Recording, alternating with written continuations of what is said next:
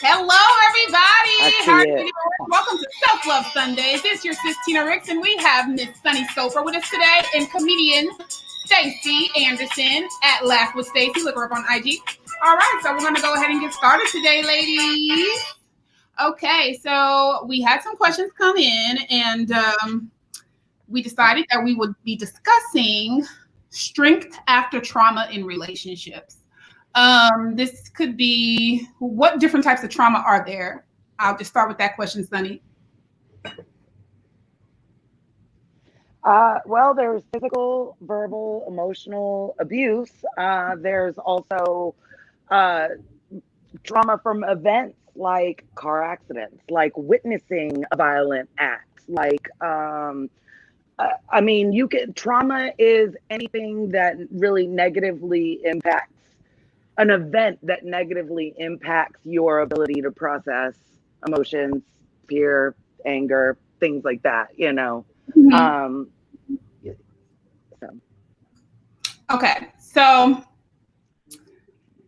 did y'all see the thing? Because I didn't see the thing. You found it? I didn't find it. I know I'm off topic real quick, but did y'all find it? I didn't see it. I don't see the video. Anyway, okay. So correct. Trauma could be mental. It could be, psychological, emotional, sexual, physical. Physical. And by golly, no one of those is like higher ranked than the other. They all cause severe damage to the victim. And especially if it starts in childhood, it sets that person up for a lifetime of obstacles and searching and trying to figure out who they really are. Does anyone have any examples of anything that they've overcome or had to struggle with in relationships, whether in the family or a romantic relationship in the past, or something that ended recently? So, almost all of my romantic relationships have been, some sort of unhealthy. My first wasn't that, it ended up being drug abuse. Mm-hmm. And the things that go along with that. Not mine, his. And it didn't work for me, so that ended. The relationship after that was both physically and emotionally abusive. And that was the trauma for me, but it's been 20 years now, but it was definitely it changed every decision I've made since then. What types of changes did it cause you to make?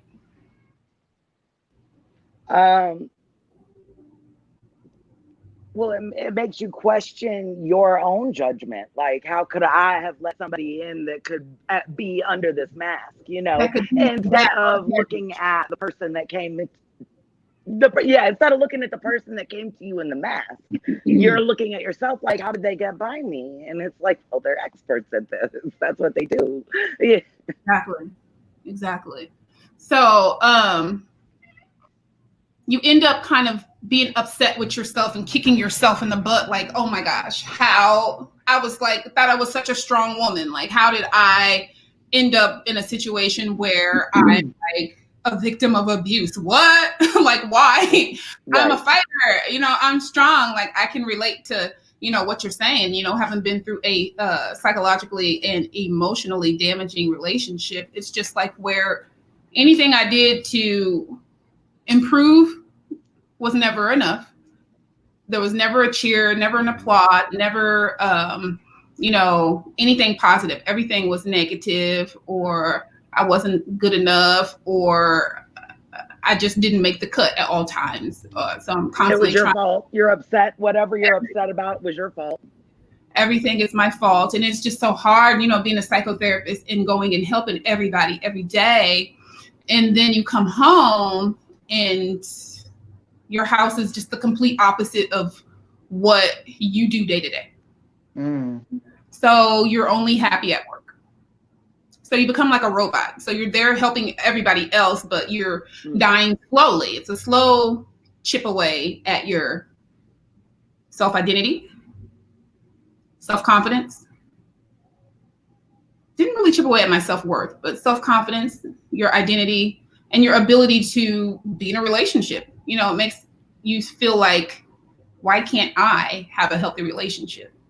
But it really had nothing to do with me. It was someone that decided to act out these characteristics on me. Yeah, and all of those things build up break you down, just like the Yeah. buildup of how you ended up in a dire situation happened. Yeah. You know, because at first it's like, oh, I just want to take care of you. Why don't you quit your job and stay home? I'll take care of you. I'll pay all the bills. And the next thing you know, you have to ask for money for feminine products. Well, Wow. what do you need that for? You're obviously using too much. You know what I mean? But this happened over 10 months. And at the beginning, you had everything you needed. He came home with gifts and groceries, and you didn't have to ask for anything. 6 months later, you're reduced to asking for the most base needs and then being shamed for it, because they're the ones who wanted you to quit. But you don't realize that you're there. Now you're in a financially abusive relationship. Wow. Yes. Because now you've got the financial component. Why didn't she just leave? Well, she hasn't worked in 8 months, because that's part of an abusive relationship structure of the isolation of the child victim. too. Yeah, you could have a small child added on to the fact that you don't work. So it's like you feel trapped. Also, a lot of times family members are triangulated, or you're just so embarrassed of the type of dynamic that's going on in your home that you pull back from people. So you don't even have the support system or friends, you know, acquaintances that you're kind of close with, you know, to even share any of what's going on. And that's kind of the work that the abuser does too, to kind of isolate you and get you away from, you know, your family, your friends, and just your I have a question. Listening to your story, some of your story, Sunny. So when you said, now not to make this a color thing, but sometimes that's the only way to really express why I don't understand. So if the situation that you just explained was, you know, coming home every day almost, or coming with gifts and, you know, with the groceries and stuff, and it took 10 months, you know, of me getting used to that, and then you flip the script, you know what I'm saying? Now I gotta ask for everything. Did you ever think like, this is too good to be true? Because only reason I say that is I've never met, I don't know, I never met, I don't know. Oh, sorry, my son, probably Lion King. I never met a guy who had it together to the point of me getting all those things from him, you know what I'm saying? Like it's never been like that. So if I was myself ever to get a dude who had it all together, was like, quit your job, I got you, move in with me, I would be like, my antennas is up. But that could be a cultural thing, because I'm not used to that because of my demographic and where I'm at. I mean, if I was like you know, in Beverly Hills, you know, like that'd be different. But you know, I'm from Brooklyn, and I never came across that guy ever. Even if he did have a great job, I'm not saying they were bums. Mister, go in the room. Not saying they were bums, but just wondering, was that an antenna? Like, but you just kind of suppressed it, or did you always date dudes of that caliber that can do that for you? I think no, because this was after my kid's father, who got hooked on drugs and did all of the things associated with being hooked on drugs as far as money is concerned. So to go from that to somebody saying, I'm offering you financial security, you know what I mean? To go from constant, every time I go for the can for the rent, it's gone. You know what I mean? And how am I going to figure this out? How am I going to do this with kids? You know what I mean? To go to a man, now it was my place. I didn't move in with him, but he was paying for everything and didn't want me to work. He was like, just stay home with your kids, take care of your house. It wasn't that expensive, because I don't live really expensive. I like thrift stores, and you know what I mean? Like I don't like to spend a lot of money on stuff. I like to find great deals. That makes me happy.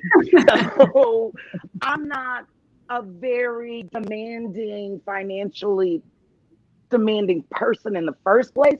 That was kind of a shock, a relief. I was struggling. I had just had my son. He was I was actually pregnant with my son when I met him, and my ex and I had split.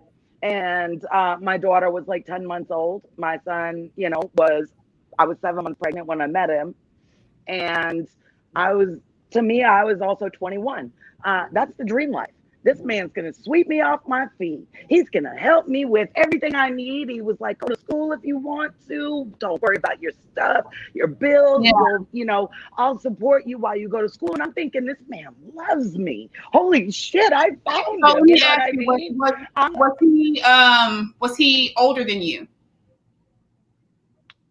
We were actually, so that also becomes very interesting because the name that I knew him as when I was talking to the detectives in the hospital does not exist. Neither did the birth date he gave me. Wow. Yeah, it was only a 1.5-year relationship. Granted, that's way too long. We never lived together. We never cohabitated. We never got mail. We never pretended to be married. Wow. It was never that, but it was. So this relationship, it must have caused you not to trust people. Or not to trust men, like giving your heart to them and going into another relationship.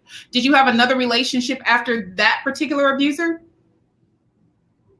I did, but I was in the hospital for a couple of months, and then I went to a domestic violence shelter. So, back up. People ask me where I'm from. I say Rhode Island because I don't always want to explain the story of why I have a Rhode Island accent. I grew up in Austin. I was attacked by him. I had a head injury. I had to learn how to talk again. Wow. I got out of the hospital, went to a domestic violence shelter. From there, once I was communicative enough to leave, I left. I went to Rhode Island and did my fine tuning with a speech therapist in Rhode Island. So I sound like a New Jersey mob wife now. But now I'm back in I'm back in Austin. So that is great. That's funny. Kind of a personal ass description of why I have this accent. So I usually just say, yes, I'm from Rhode Island. I was there 12 years. I know enough about it to have the conversation if I have to. Yeah. So you've been through a lot of trauma, but when I see you, I don't know you really closely or personally, but I'm like an energy reader, and I just feel a lot of strength, self-love, and acceptance of just who you are as a woman. Like you love yourself from the inside out, and it shows and it radiates on you. So how did you get that strength? Going back to the theme of the show, of this particular episode, I don't trauma and toxic relationships. How did you rebuild yourself and empower yourself? I really think one of the main things is I replaced the word victim with survivor. Mm-hmm. I don't use the word victim unless it's in a legal context. I don't, like if you have to discuss whatever you're discussing, I'll use victim. In reference to people who have been in domestic situations or have been through any kind of trauma, I always use survivor. It's a powerful word. Words have power. Yes. I wrote a poem about my experience, and the name of the poem is You're Only Strong as Your Weakest Thought. So when I start negative self-talk, I do things like ask myself, would you be friends with someone who spoke to you that way? Right. Would you, you have to be careful what you say to yourself because you're listening. A lot of the things in my life that I didn't like, I started thinking and visualizing what I would like. And they have materialized. I've been single for 7 years. I don't really date. I really keep to myself. I don't entertain these inbox dudes, not because of the domestic violence, but because I needed to take that space. I've always been in long-term relationships, and they were, not back to back, but only a few months, more than half a year apart, didn't know how to be alone. And the last 7 years alone, I am happier than I've ever been in a relationship. You learn to fall in love with yourself is what it sounds like. Yeah. And not giving anyone else that agency. And you realize no one can love me better than I can love myself. Nobody can love me better than I can love myself. Okay. If I'm whole and complete and love myself correctly, I'll probably be able to better pinpoint when someone that is, a wolf in sheep's clothing is coming my way. Sometimes it's super, super hard. My boundaries are sharper.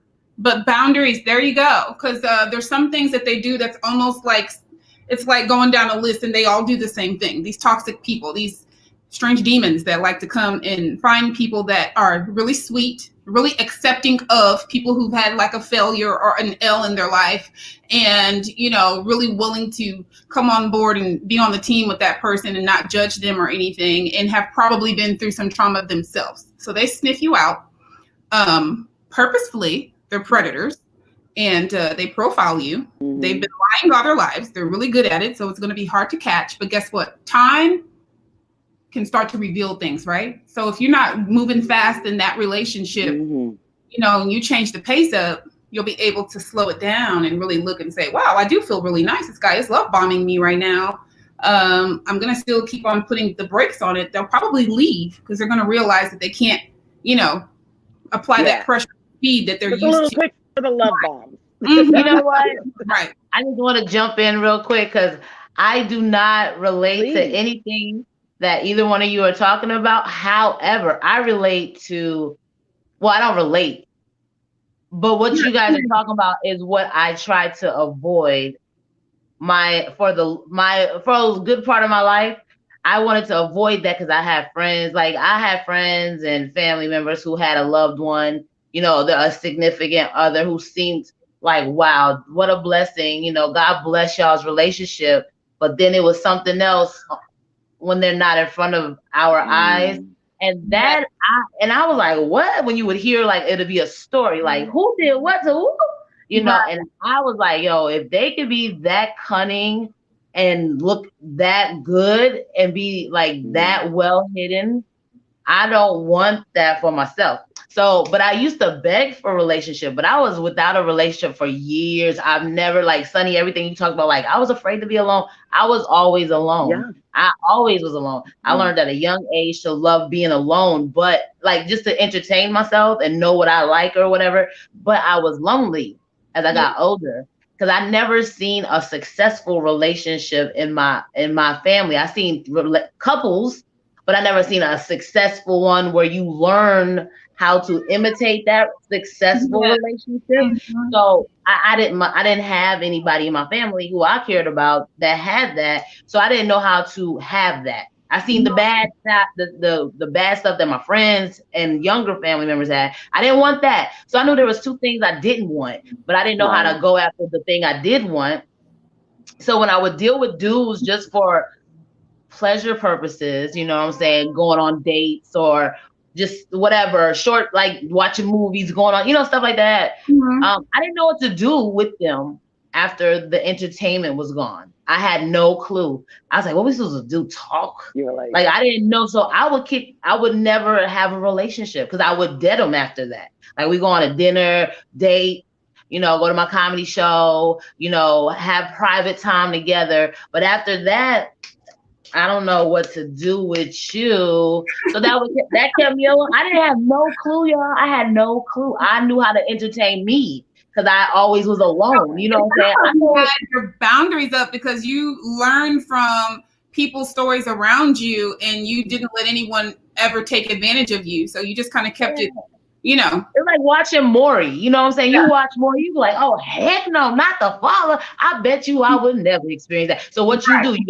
you don't go out there and be promiscuous because I don't want to be on Maury because I know. So you just avoid certain situations, you know, just from what you see. But you still want an experience, and it's like you start thinking, does the experience come from that awful situation? I don't want to go through that awful situation to have that experience of, you know what I'm saying? So I avoid it. I just avoid it. But as of lately, I got into a relationship. And I tell you, when I say I talk to God all the time, and that we bump heads all the time, but I went through a mental break.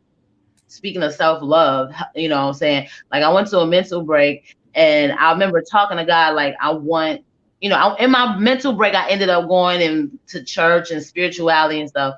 And, you know, there's all kinds of people around you. So I'm talking, and they wonder, you a beautiful girl, why are you single? You know, you in the church house, the men's is looking. I mean, it's church, but they still human, you know, still fleshy. So they see something cute come in and they like, who knows? She young too. And I'm just like, you know, and the women, you know, they come around you like, what you need to do is pray specifically. Pray for this, pray for that. So I started doing that, but nothing. I was real detailed. Light brown, but dark hair. You know, I was real. I didn't know. They said specific. You understand? And it took let me get. Did the person end up not be any of those things that you were praying for? Well, you know what happened? Because you know what? I was asking for external. I was asking for external. Right. But what I ended up, I had a child in between, and it was from a sexual attack. Okay, it was from an attack. Yep. And I had a child, and not to be funny with it, but I'm a comedian, so I say, thank goodness I was broke, because I did go to the abortion clinic, and they was like, and I was like, what? And they said like 6 months, and you were like, oh, I guess we're having a baby. I guess I'm gonna be a mama. Oh Lord, how you so broke? You gotta be a parent like that. How broke is making you a parent?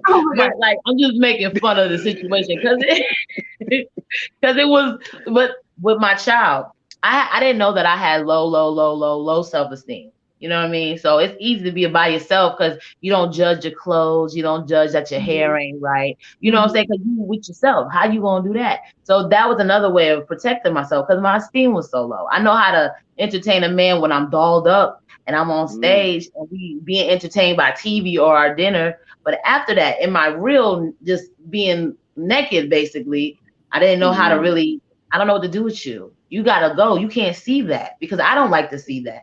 So when I had a child, this is how God is good. When I had my child sees none of my flaws. My child clings to me, loves me. Loves you purely, like pure love. I can yell at my child and my child still comes and talks to me. Somebody yell at me, I ain't talking to you for about 6 months to a year. I got an attitude. My baby, I yell at my baby, go sit down. Come right back, but I don't want to sit down. Like, doesn't run away from me, still is around me because that's what I thought. Like, I don't want to be mean to people because I'm gonna push them away. My child is showing me no, people ain't as gentle and soft as you trying to make them be. You can be real, and the real will stick around. I'm real, mom. I'm still around. So I had to go through what I had to go through. Have a child, be broke as shit. You know, excuse me, I don't know if you say that on here. Super broke, but be like. Rip down to bare nothing and be naked, basically, you know, and see that I can make it and I can still be loved. So once I went through all that, then I went back to, you got to pray specifically for what you want. And I did it differently. This time it was with attributes. Not physically, but I did say, Lord, please let them be aesthetically pleasing to me because I don't want to cheat. I don't want to cheat. And then that's a sin. And then I started thinking of all the people I see, celebrities who are good looking women with good, like that Boris Cujo and Nicole Parker. I was like, Lord, they both happy. They happy to what they wake up and see next to them. Lord, please. That's so funny. I don't want to be shallow. I still want them to have a good heart, a hard worker, but can he at least look good to me? You know, so and God is good, you know. I don't got a perfect person, but all the time. All the time. So he's not perfect. I'm not perfect. So we're right on time. He loves my child, you know what I'm saying? And we working and it's good. But it took a long time of loneliness to actually, and then a motherhood to find out what I needed. You know what I'm saying? You need to let go. Yeah, I think solitude, you know, you do a lot of growth. You know, people say, I don't like using the word lonely because I think you knew that you wanted a companion and a life partner, but you were still growing and enjoying your child. So it's kind of like a time of solitude where you were growing and you were also getting in touch and growing that relationship with your higher power to where he knew when it was the exact right time to give you what you wanted. And I still had the low self-esteem. I had to fight that. And that low self-esteem against yourself is hard to identify as to how to fix it because it's your own thoughts. You know what I'm saying? So you have to retrain your thoughts. Like the folds you was talking about from in your brain, you have to it's still a trauma and you don't know where it came from. You got to look back. Oh, did it come from childhood? It must have. Why do I not believe I look great enough? Like how you guys say the man did that to you. Well, I'm doing it to myself and you can't get away from yourself. So I had to learn that. So and I still deal with it, but I think a lot of the reason why that door is there for that man to walk through is it's already in us. You know what I mean? It's just that we happen to run into the right person that had the key to manipulate the lock on that door and really exploit the contents of that room where all your self-esteem is hidden, you know, or your low self-esteem. So the fact that you never made any keys is also a direct result of how prevalent domestic violence is in this society. Because it's scary. you built a wall, a literal wall, no doors, no windows, nothing, to save yourself, and you ended up losing out on possible opportunities or experiences. And how about this? I locked myself in the room with the person who I was trying to avoid because I was the person. You were the person. I was the person. Sometimes you're you own were the worst one hurting enemy. yourself. I was the one mentally hurting myself.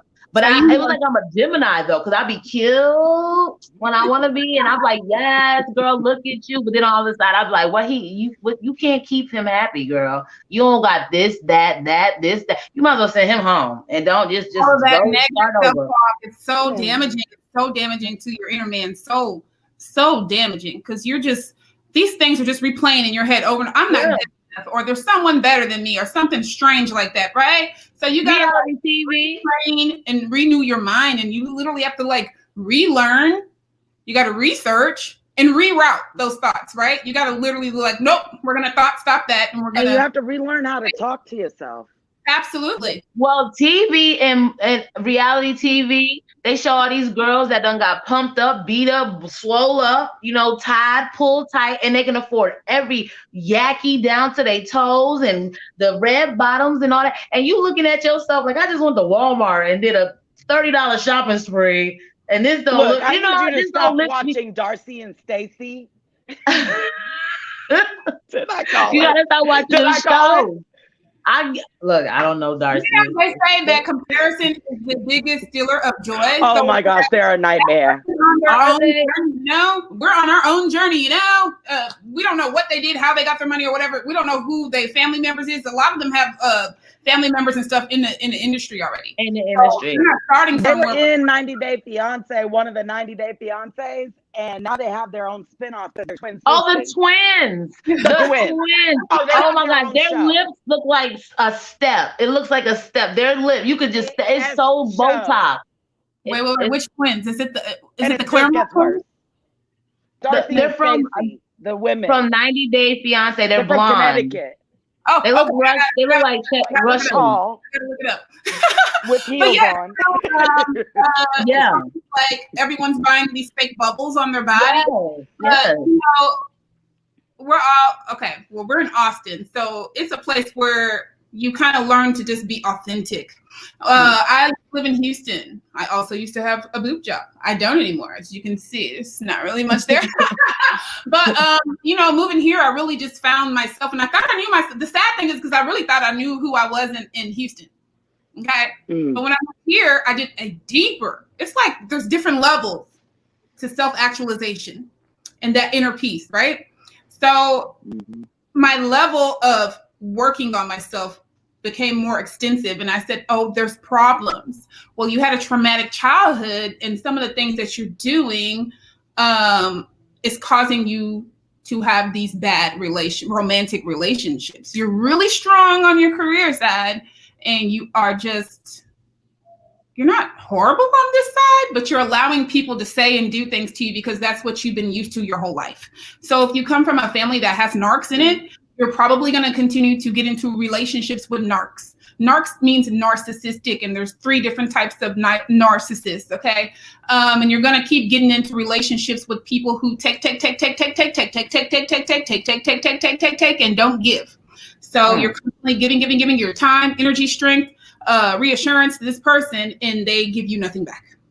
And you begin to believe that that's just how it's supposed to be because that's what you've always experienced, and you're just not meant to be loved. You're unlovable. They reinforce the negative thought that you are unlovable. How horrible is that? How horrible is that? And they know what you've been through.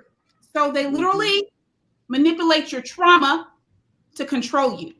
Psychological and emotional damage to the umpteenth most extent. Devastating drama and trauma that you have to relearn, breathe, and relive. So I just, became my true authentic self here and, decided what do I like, what don't I like? Did I do this for myself? Because sometimes you think you're doing things for yourself, but you're doing it to please other people. Do you want to juggle things on your chest Or are you trying to just please people as a status symbol because you can do that? Take that shit out and just be your normal self. Go work out, eat healthy, love your temple, love on yourself.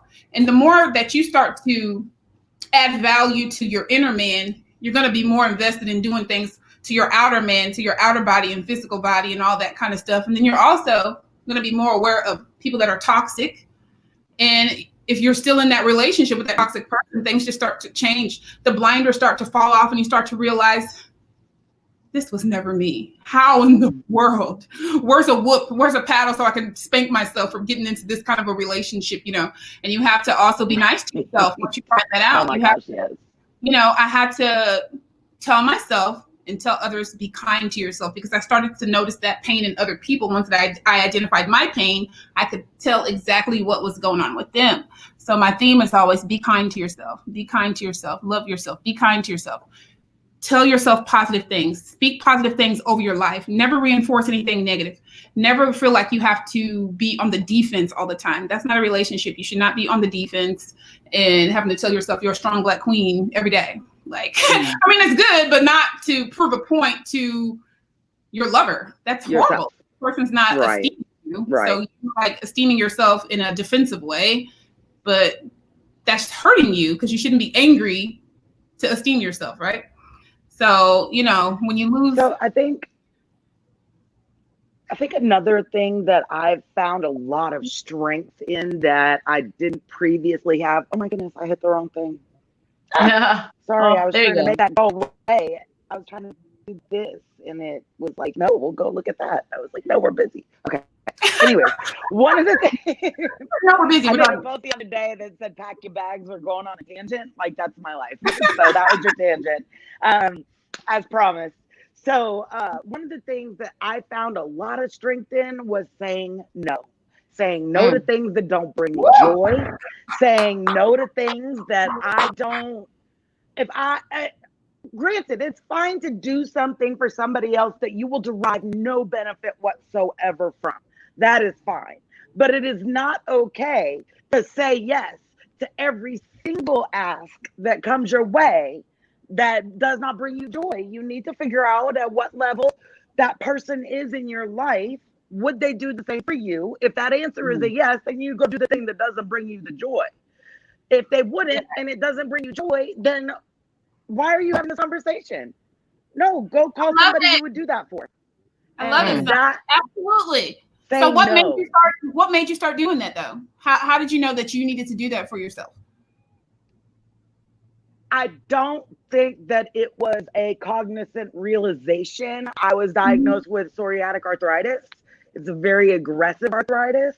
So the physical limitations that come with that when it flares up forced me to start saying no. And then I was like, God damn. That felt good. That felt good. And was like, I can say no to things, and I can say no to things even when I'm not in pain, that I don't want to do or don't want to be a part of, or, I find questionable, or when I was out performing a lot, I would accept almost every show. There were only a few things that would make me cancel. Like I joined one show and then they had Chick-fil-A as a sponsor. I didn't feel right about that.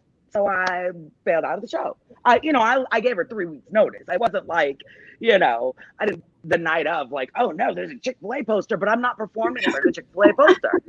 You're not going to have video of me doing my poems in front of a Chick-fil-A sign. That doesn't work for me or any of my gay friends. So, so things like that, I'm very principled, but I used to just accept everything. Oh, you have a benefit? Great. I'll come. I'll do your thing. Oh, great. I'll do it 15 minutes. Oh, don't worry, but you don't have to pay me. I just want people to come to your event. So what you gave all your energy away for yourself. Yeah. And then arthritis hit, and I don't want to say it showed me who my real friends are, because I already knew who my real friends were, you know what I mean? But it did make it easier to pick out the people that aren't worth worrying about saying no to. With you go on the list. Oh, if you call me and ask me to run you across town, That's a no. Because when I needed a ride to the hospital, because I knew they were going to give me the morphines, you didn't want to come give me a ride 15 minutes up the street.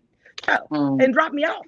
So, you get a no. You know what I mean? And you just kind of have to decide where people. So it wasn't. I was forced to make that decision.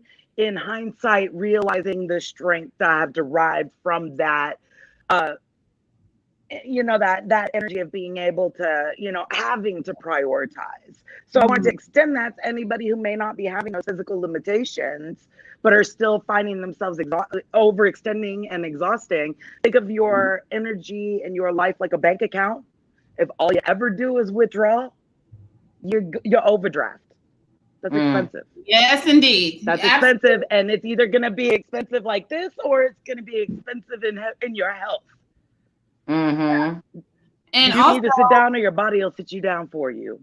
Yes, and you're going to attract people that know how to take advantage of that, yes, spirit that you have, because they're going to realize this person has no boundaries, and I'm going to be able to get everything that I want out of them every time, without fail. I know who to go to. I know she didn't just ask me for something. That's not how this works. That hasn't been our dynamic for the past 5 months, 5 years. Okay. So that's not what we're going to do.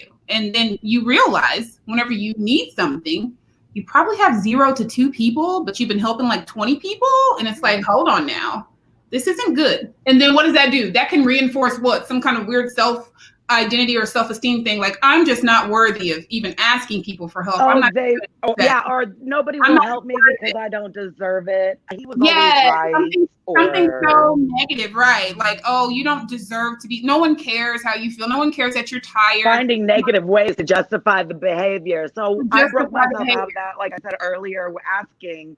I used to write it on Post-it notes on my bathroom. It was so bad. My self-talk was so bad. I would write it on Post-it notes and put it all over. And would you be friends with somebody who talked to you like that? That's all I put, just that question. I love it.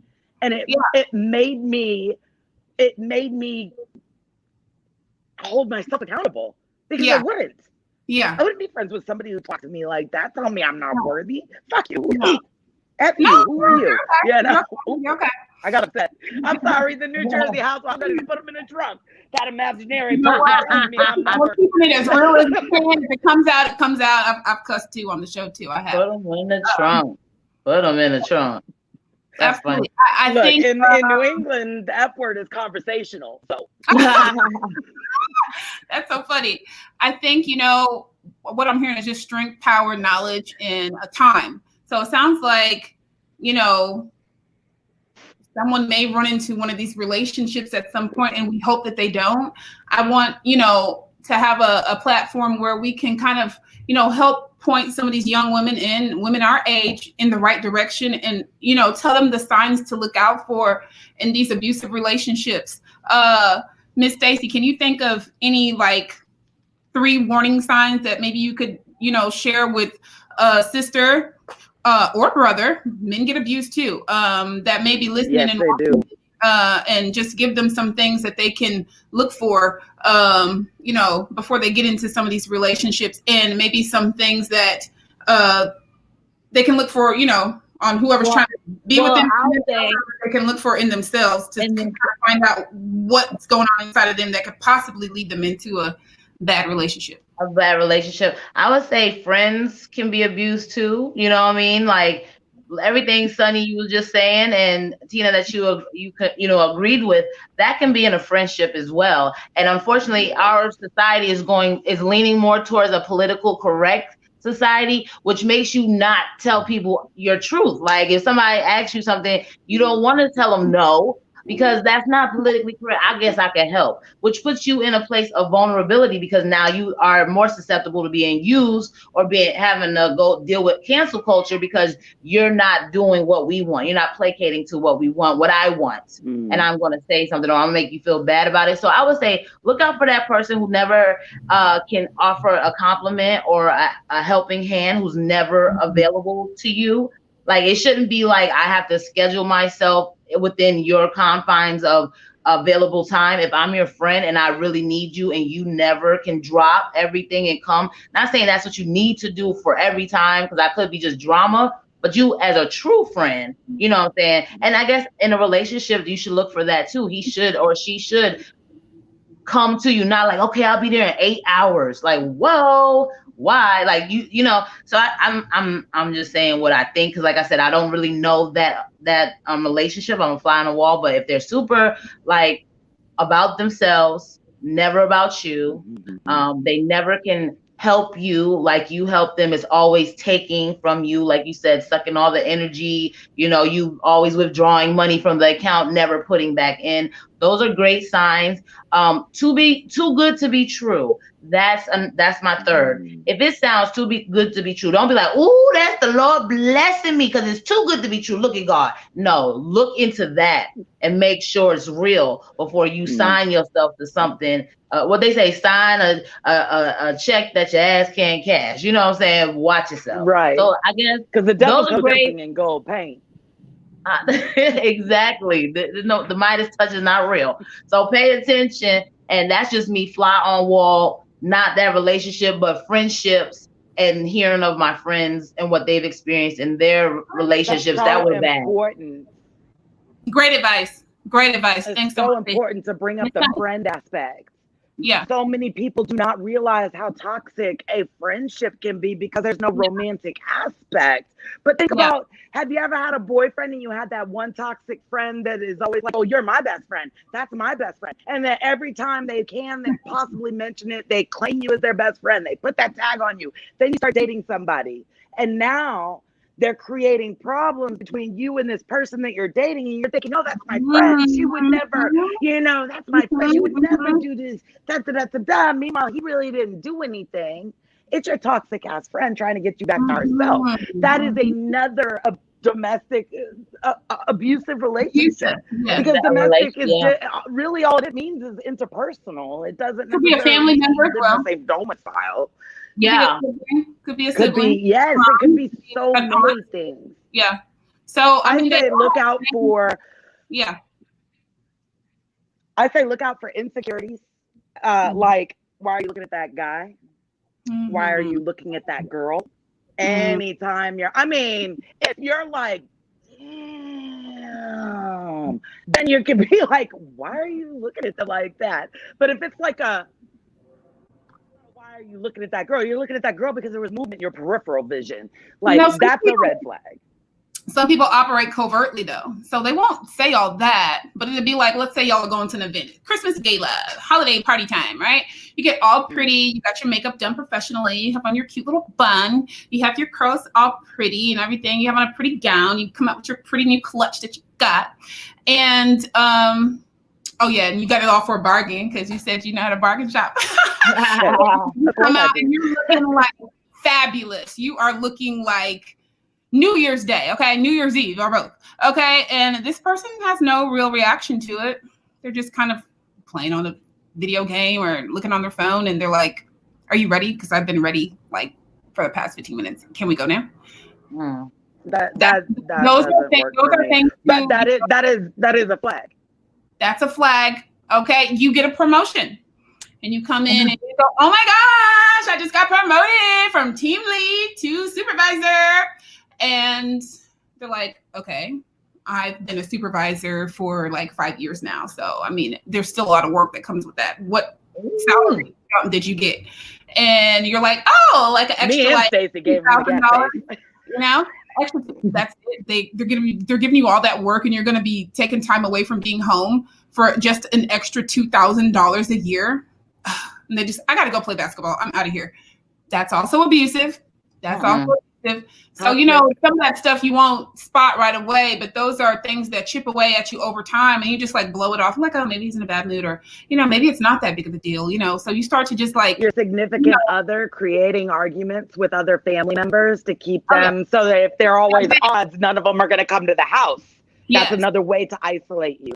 Yeah. Oh my gosh, this sounds awful. These are awful. I would have never guessed this. This is inside. I wish I could re-share this and be like inside info in this group message here, in this interview or whatever, because I would never know to even think making the family argue. Like, I never could imagine someone just wanting to be confrontational with the whole group just to isolate you and then yell at you, knowing you don't want to be around me. I thought we didn't like being around each other this much. Why would you only want to be around me? That's crazy. I would have never thought that. Or just keep. But it's insidious because it's very slow. It's slow. It's like, or it won't even be about you. They'll be fighting with the ex still. They'll come in and sneak into a relationship with you, but they're still fighting with an ex that they may have a child with or not. You know, they're still, oh, she did this. So they're trying to make you think that that person wants them. So they're triangulating, right? So you two, the ex and the new girl, will never exchange information because y'all will never talk to each other. So, you know, if he didn't create that, you know, if they even exist. Yeah. So you won't know until you're that fake news. That fake news. I'm her now. You know, I'm that ex now. You know, like, oh my gosh. So he's gonna lie, or she's gonna lie her way into the next relationship and say that you're the monster. And you know, you gotta be careful of anyone that comes into a new relationship and they're telling you all these sad sob stories about the person that they left. And you're like, oh, I'm really being a nurturer. That's a huge red flag. Especially if they start saying how stuff and how horrible. If anyone is so horrible that this person was in love with before and made a whole family with, that's a big red flag that something's not right. They're crying. Another really good example of how insidious and slow it can be. Say you go, you start dating somebody and you go to dinner at your family's house for the first time. It's 3 months in. Everything's fine. You think everything is great, right? The next day, you're talking to this significant other that you have brought to your family for the first time, and he starts saying, oh, I really didn't like how your sister looked at me like this or said this to me like this. Tiny. Doesn't bring anything. Oh, I'm sorry that she did that. Moving on. A couple of weeks later, you run into your sister at the market with him, and y'all split because you've got your list. You know what I'm saying? He tells you that he's running into the sister and she was rude to him.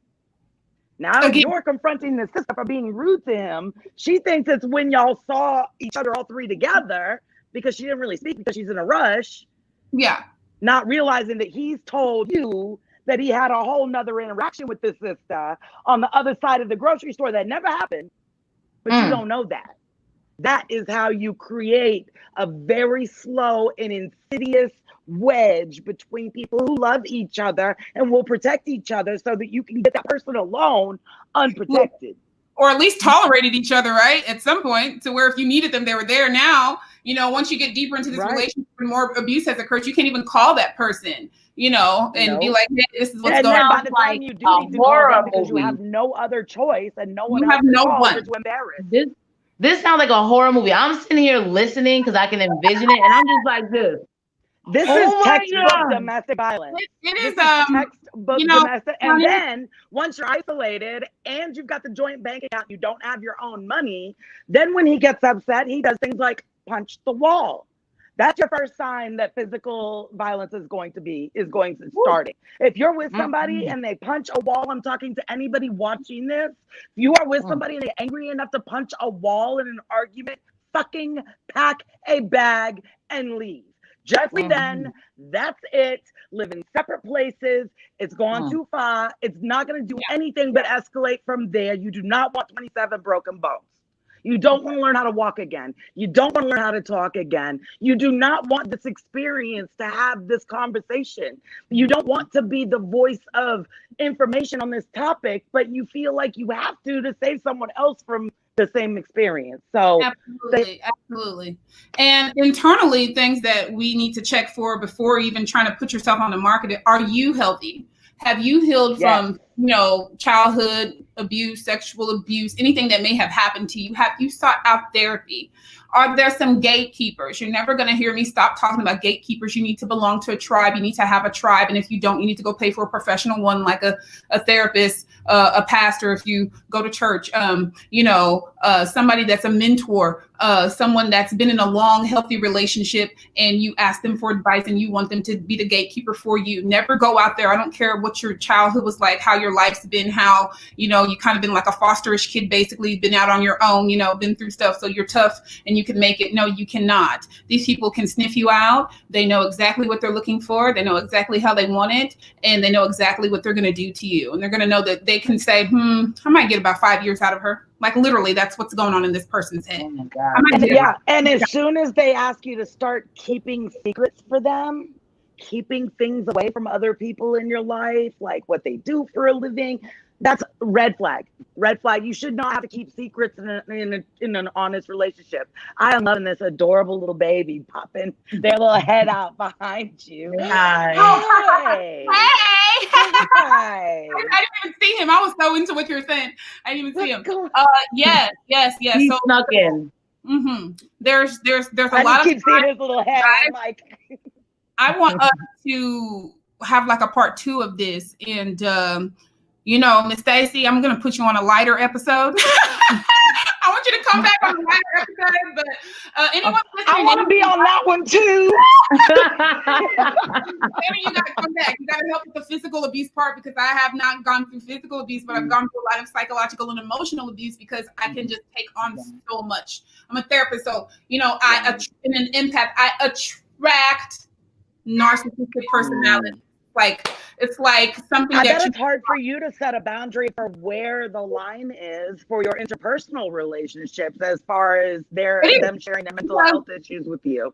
That's what I do. It's like that's what I do. So it's so hard. So the boundary thing that you're talking about, I'm in that chapter of life right now where I thought I had good boundaries, but I don't, because I can take on so much and it doesn't bother me. I can live so much, you know. But I have to learn to say no. There's a time and a place for that. But not being bothered is not the same as not being impacted. There we go. Exactly. Impacted, because it's still taking your energy, right? So you're over listening, you're over staying like on. You don't mind. I don't mind, but that is where I'm wrong. I should mind, because I should know that I can only give this much time to this, and I need to make sure that I take care of myself. That way I'm energized to be able to listen to people next week, right? So I shouldn't be spending my free time listening to friends' problems or listening to everyone's problems. I should be saying, hey, I think I know a good therapist that you could talk to, but thank you for sharing this with me. I'm going to help you with this, and then I'm going to see if I can help find you somebody that can work with you, you know, weekly. Right. That way we can keep our friendship going and go eat bonbons and go to concerts together. And, you know, you can talk to a therapist about that other stuff, you know? So saying no, I guess that's kind of a form of saying no, kind of redirecting. And helping them instead of not just. And it is, but it's also providing a solution. So if a friend comes to you and you're unable to help them, and it is someone that you would like to help, then you figure out a way for them to help themselves. Yes, love it. So like almost like social work, connecting somebody to resources in the community. Referral.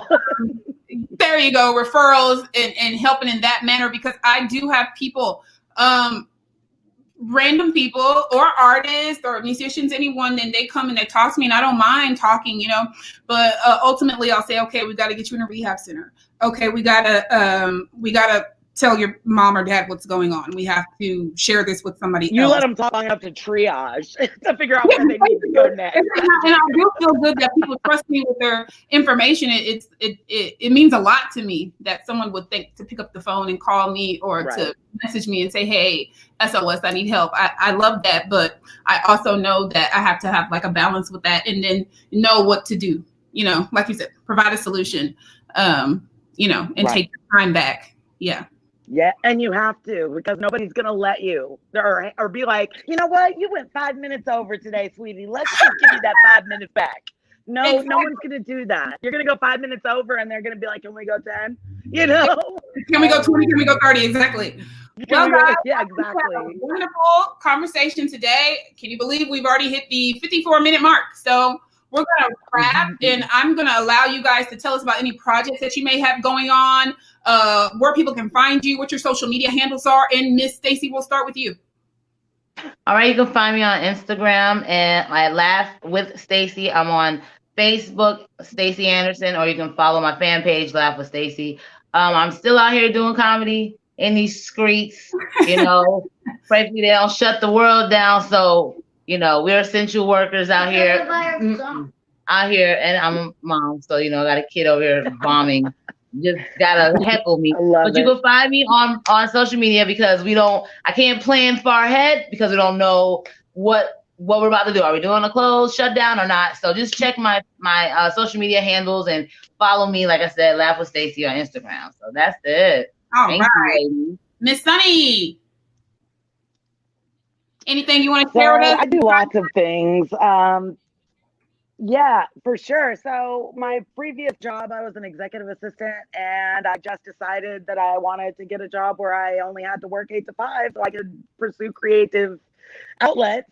So I co-run Neo Soul Poetry Lounge on Facebook, Austin Poetry Slam. You can find all of these things on Facebook and Instagram. Austin Poetry Slam has a live open mic on their Instagram Live every Tuesday night. I also am an editor and the media person for 310 Brown Street, which is an independent Black-owned publishing company that focuses specifically on spoken word artists and all from otherwise disenfranchised or underprivileged areas. You know what I mean? Whether it be disability, race, gender, identity, any of those things. But we've got about 17 books released, and it's called 310 Brown Street. There's just about something for everybody. And then I'm Sunni Soper, and you can find me on all this stuff. I'm the only one in the world. And if you're finding yourself in an abusive relationship, you can send me a message on Facebook. Seriously, I'm the only Sunni Soper in the entire world. It's my real name. Send me a message on Facebook. I will send you resources. I will try to find someone in your area, something to help you set up a safety plan and get free.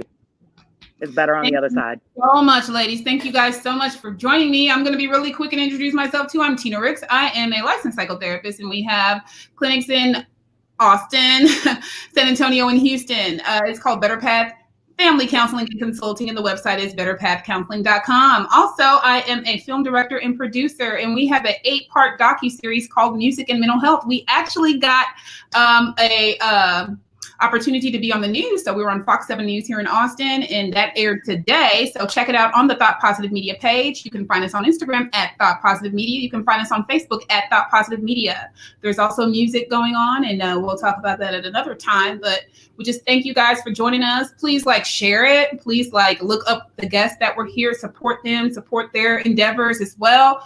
Share this information with a friend if you think that it could be helpful. We are going to be on this topic again. We're going to try to bring these ladies back and also have other guests and continue to talk on this topic because it's important. And also there's a lot of people that are going through a lot of abuse right now because of the pandemic.